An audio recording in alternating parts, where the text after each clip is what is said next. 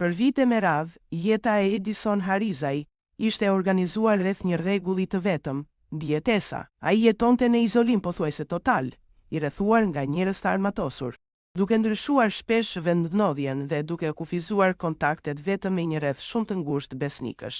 Pallatet që kontrollonte në Vlorë ishin kthyer në një fortesë urbane, ndërsa lëvizjet e tij jashtë tyre ishin të rralla dhe të planifikuara me përpikëri.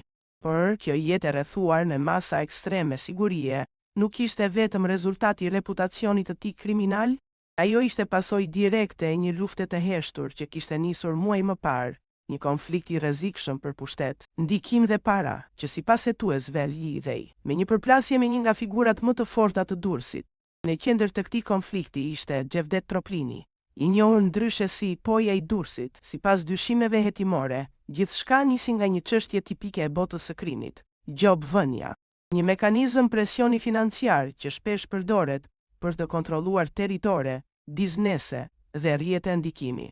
Dyshohet se konflikti lindi kur njerëz pranë Harizajt, ose të lidhur me rrethin e tij, ushtruan presion financiar ndaj Troplinit. Kjo nuk ishte thjesht një kërkesë për para, ishte një mesazh dominimi. Në botën e krimit, gjobvënia nuk është vetëm çështje fitimi, por deklarim territori dhe fuqie. Durrësi dhe Vlora prej kohësh konsideroheshin zona me ndikim të grupeve të ndryshme kriminale. Çdo ndërhyrje në territorin e tjetrit perceptohej si sfidë e hapur. Në këtë rast, sipas hetuesve, kërkesa përpara ndaj Troplinit u interpretua si provokim i drejtë për drejtë, dhe në këto rrethana, reagimi ishte pothuajse i pashmangshëm. Pas momentit të parë të përplasjes, tensioni mes dy kampeve thuhet se u rrit shpejt. Nuk pati deklarata publike, nuk pati kërcënime të hapura, por në botën e krimit, heshtja shpesh është paralajmërimi më i fortë.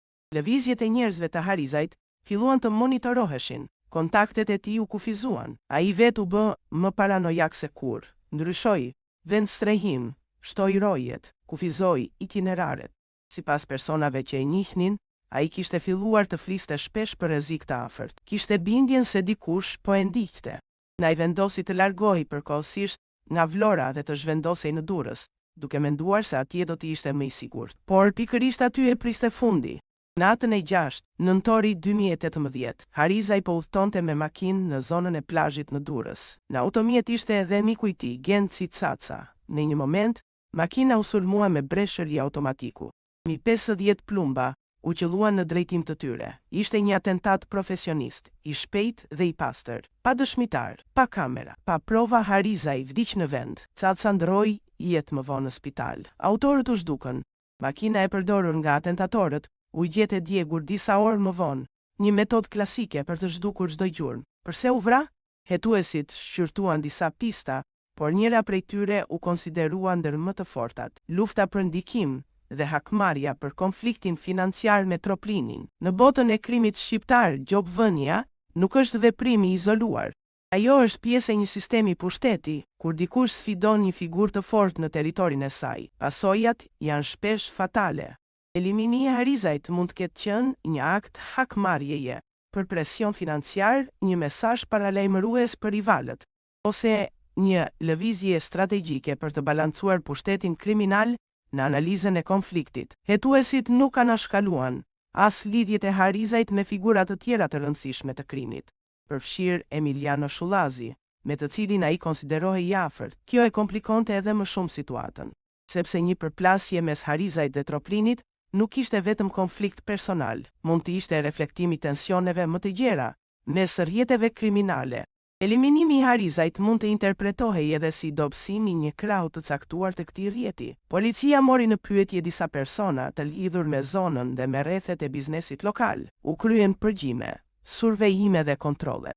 Por provat konkrete munguan. Troplini mohoi çdo lidhje me ngjarjen. Nuk u gjet asnjë provë që e implikonte drejt për drejt. Hetimet mbetën në nivel dyshimesh dhe analizash kriminale. Një detaj që vazhdon të mbetet mister është një telefonat 25 sekondëshe, që Harizaj mori pak minuta para atentatit. Hetuesit besojnë se ajo mund të ketë qenë sinjal për lokalizimin e tij, por kush telefonoi ende nuk dihet. Sot, vite pas atentatit, vrasja e Harizajt mbetet e pasbardhur, por për shumë hetues dhe analistë të krimit, ajo nuk ishte thjesht një ekzekutim individual, ishte rezultati një përplasjeje për pushtet, territor dhe kontroll financiar. Një luftë që nisi me një gjobvënie dhe përfundoi me një eliminim spektakolar, dhe si shumë histori të botës së krimit. Ajo mund të jetë vetëm një kapitull i një konflikti shumë më të madh, që vazhdon të zhvillohet larg syve të publikut.